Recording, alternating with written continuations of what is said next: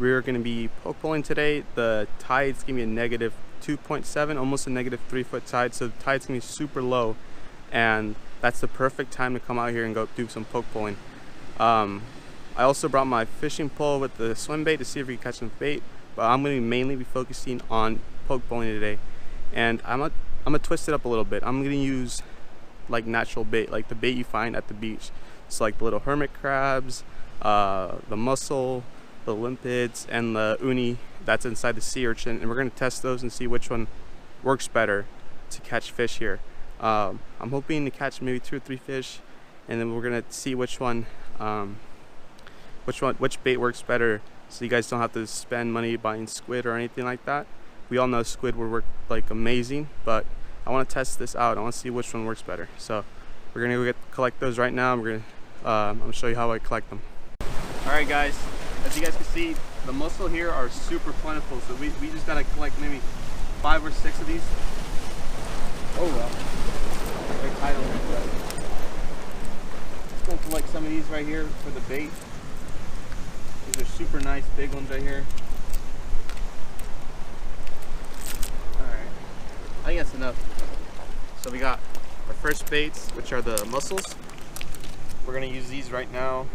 We're gonna go get some limpets and some hermit crabs. Those are gonna be hard to catch, but these are just super easy. Look, there's a limpet right here on this one. I'm just gonna throw that one down there. Yeah, so you guys can see we got the mussels. I'm gonna get these right now. If I need more later, we'll get more, but right now we're just gonna start off with these bad boys. Alright, we got to the limpets. So these are limpets right here. And or so quick. So you want, oh shit. God. I'm only probably gonna get 2 of these, but they get stuck to the floor, so you want to be quick about it. You want to push them like really hard to be able to get them out of their spot, because man, it's hard to get them out. As soon as they get stuck down there, they're solid. They're not coming out. I got this one though. So we got one. Let's see what that one is, maybe. Yeah. This one looks like a good one. Oh shoot! Come on, maybe. Oh, I got it. All right, one more and we should be good. I don't want to take too many. How about this one? I don't think I'm gonna get this one out. No, I can't get that one out. Let's see. We gotta find out which one. We'll probably give it a lot of leverage. I'll say this one right here. I'm just gonna push super hard. You can't use a knife or any tools to get these off. You gotta use them by hand. So that's the hard part about these. Oh, fuck.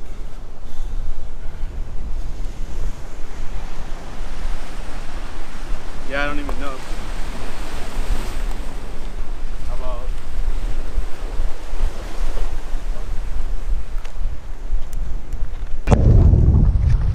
this one here? See how it's kind of like on a ledge down, so I can just push. No, yeah, we can't get this one out either. You might just do those 2, because these things are really hard to get out.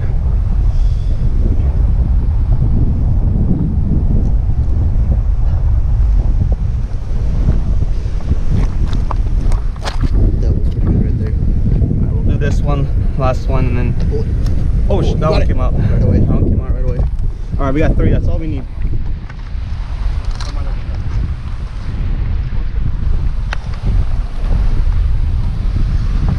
Bro, I thought you got stuck down. All right, 3 limpets. All right, ready for the next thing, which is the uni. Yeah, just gotta kind of come down here and just poke it out with a knife.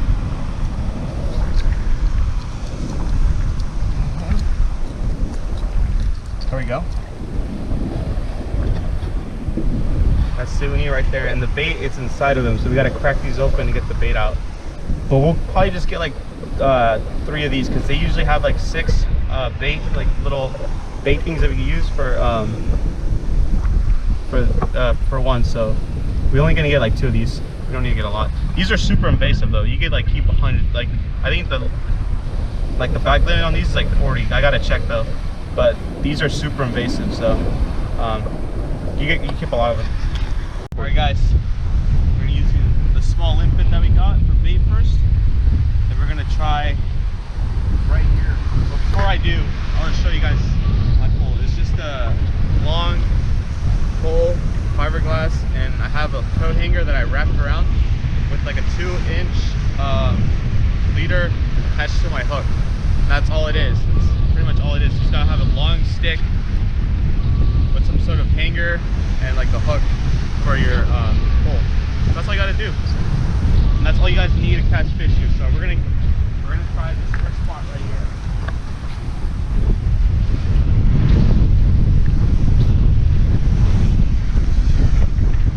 So what we're looking for are like deep holes. So this rock right here, it goes under, like the water will go under this rock. So there's a structure, the rock kind of sticks out like this and it goes under for a while. And there's probably a fish down there. And we're gonna see if he takes the limpet first. We'll alternate the bait. So right now I just have limpet and mussel. If I can find a little crab, I'll use that as bait. But right now we're gonna try limpet. Oh, I think someone just took it. Swipe at the bait.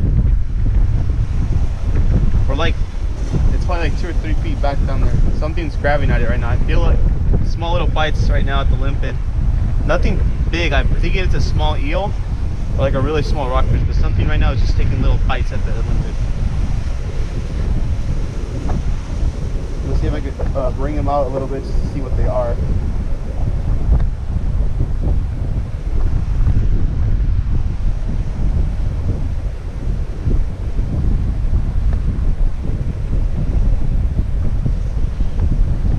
Try to keep it down there for maybe a little bit longer and see if they come back for it.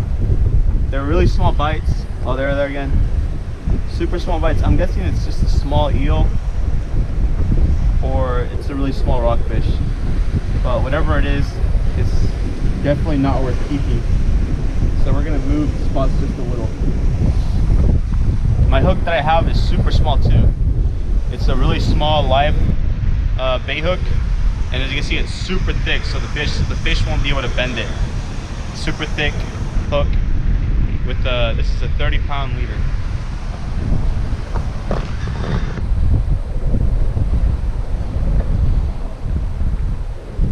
And you just have to set it there for maybe like 2 minutes, just enough time for the fish to get the scent and want to go investigate. And if they want to eat it, they'll eat it. If not, then they won't. I feel like right now we're not getting too many visitors to this bait. Hold those substantially deeper, so I'll bring it down there.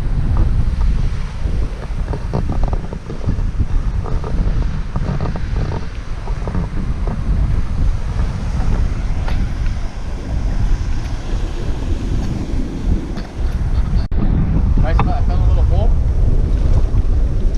right down this little spot. Turn his ripping butt. There's a nice little hole right there.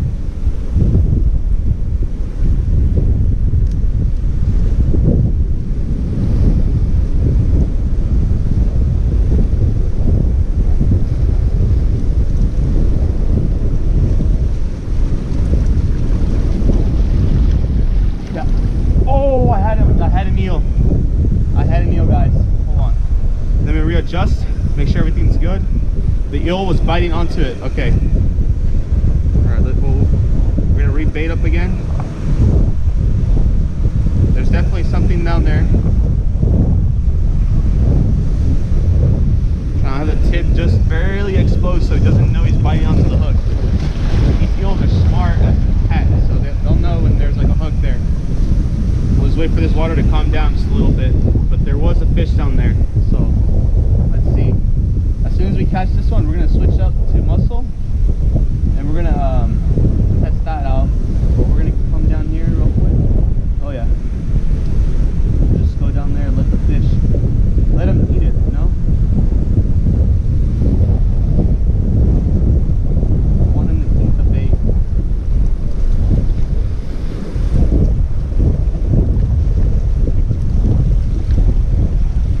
Ah, that current's strong.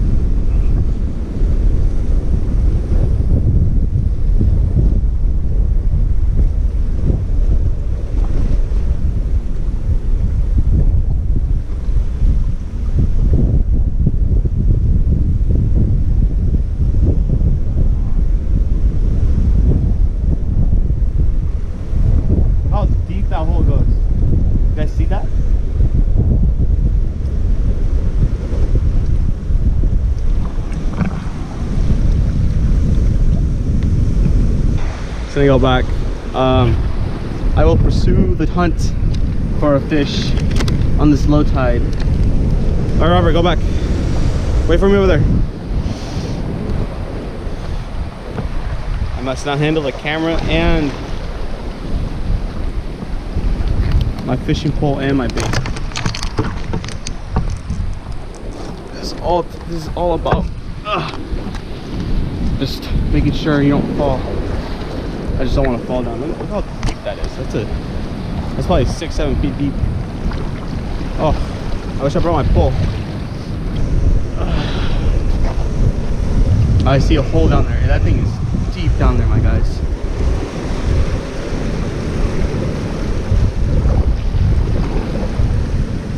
It's about 6 feet deep right here.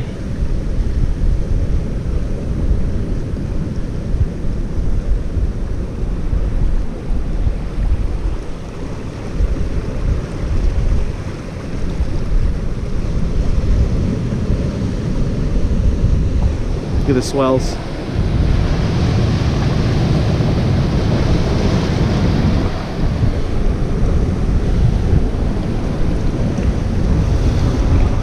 I mean, this thing is deep. Look how my pole's not even at the bottom. This thing wants to float up.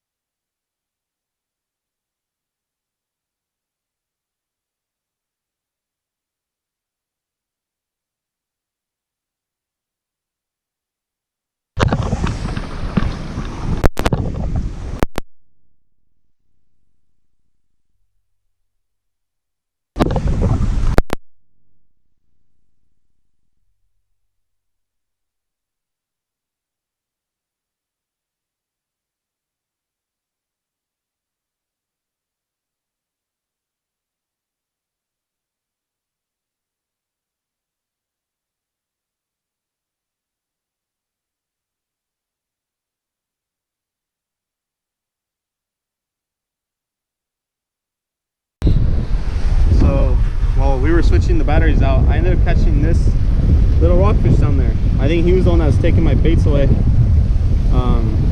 As you guys can see, he's super small, but I'll go over him again. So these little point things right here, these are actually poisonous, and if they poke you, it's just gonna feel numb for a few days, and that's all. You guys can see he doesn't have any teeth, so you guys can hold him by the mouth. They have pretty big mouths too, and they also have the pokey things right on the sides as well, right here where my fingers is at. But yeah, we caught him and we caught the crab, the same hole. So if you guys get bites, in one hole, make sure you guys go back there and check. You guys might be able to get another fish. This one bit on the limpets. Everything's bit on the limpets. The mussels, there wasn't a lot of meat on them, so we stopped. The limpets, they hold up pretty good on the bait. They stay on there pretty good. They're really tough, and it seems like the fish really like them. They like to eat them, and the crabs. So I'd say if you guys don't want to buy squid at the store or anything like that, you guys could just come here and look for some limpets and then use those as bait. But yeah, overall the limpets did really well. That's my pick for the bait. If I were to use natural bait, just bait that I find here on the coast, that or maybe a little crab. I couldn't find any crabs, but here he is.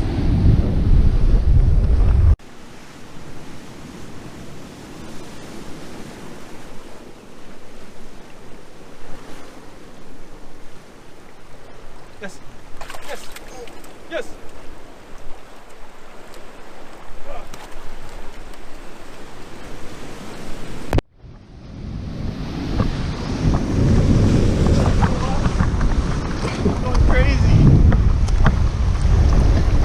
Don't get too close, don't get too close. as you guys can see, 3 different animals, 3 different species, a crab, a rockfish, and now an eel. And this one's gonna be dinner. So, oh, slippery, slimy. These things are super slick.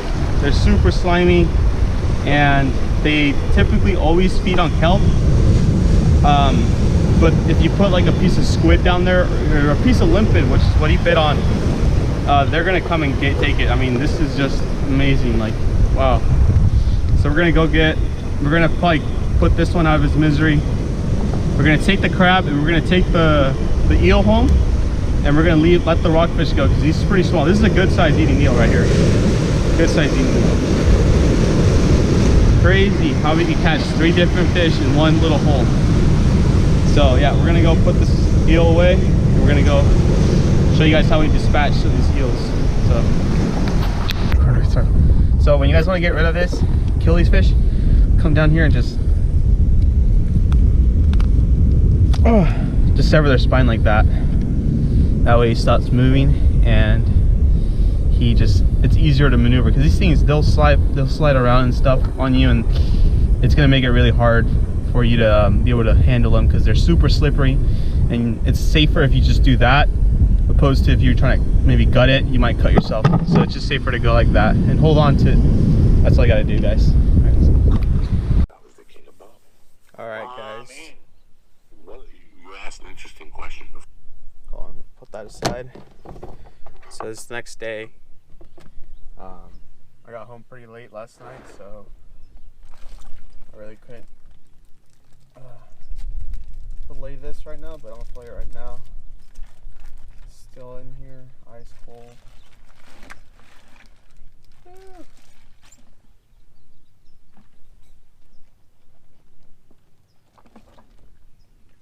Oh.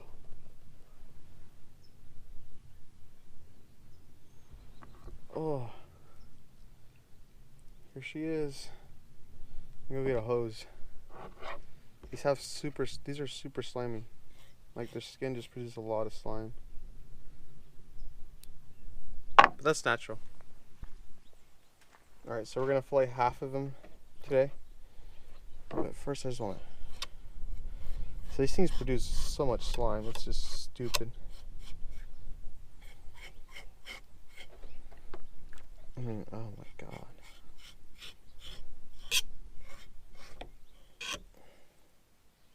Just look at that slime. That's so gross. So here's the food, or the what I was able to harvest, the eel fillets and then the crabs. I also want to let you guys know that here in the state of California, there is a bag limit of limpets and mussels. So the limpets, it's 10 limpets per person per day, and then the mussels is 10 pounds per person per day. So I just want to let you guys know that those are the bag limits. So if you guys wanted to use those for bait, you guys have those regulations that you guys have to follow here in the state of California. It might be different in Oregon and in Washington if you guys are from those areas. So just want to let you guys know that that's the rules we have here, and if you guys wanted to use this for bait, you guys would have to follow those rules as well. Got a piece of eel in. I got a piece of eel in here. I'm just gonna shake it up with some flour. And I got some herbs and some seasoning in there. It's just salt, to be honest. Some garlic powder, but better cook. Oh shit! I dropped the oil.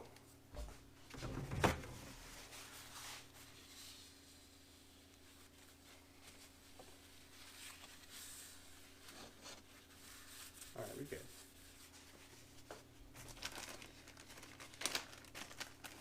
Since I'm the only one that's going to be eating this, I am going to just cook this one piece for myself, and then I will be putting the rest in a fridge or something. Freezer, I mean. Lower the heat.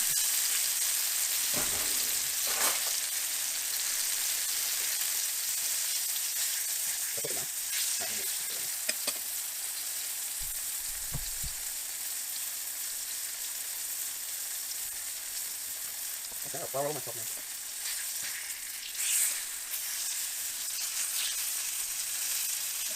Yeah, I know. Pretty dry down there, baby.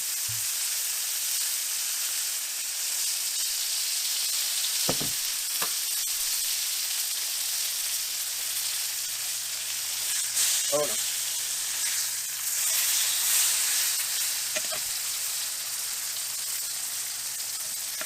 Don't worry guys, I went to culinary school back in high school, so I know what I'm doing.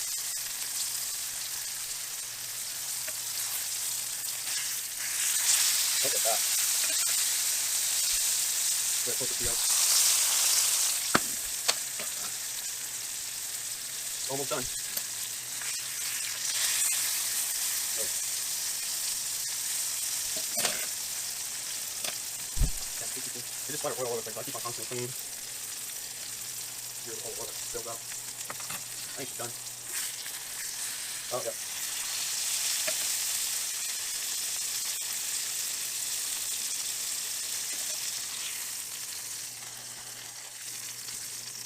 Move the ball part. Okay, here's the eel. Now we gotta cook the crab. Alright, so I got the water going for the crab. I just put some salt in there to get it nice and salty. We're just gonna wait for it to heat up. Alright, the water's hot enough now.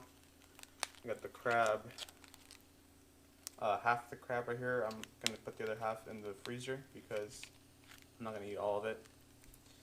So here she goes. I'm just gonna let that cook for, I don't know, 10 minutes maybe. I'll know when it's done. Crab is going pretty good. I think she's almost done. We're gonna give it another few minutes and then we're gonna pull her out. So yeah. Here it is, guys. The final product. You got the crab and you got the eel. It looks so good. So wow.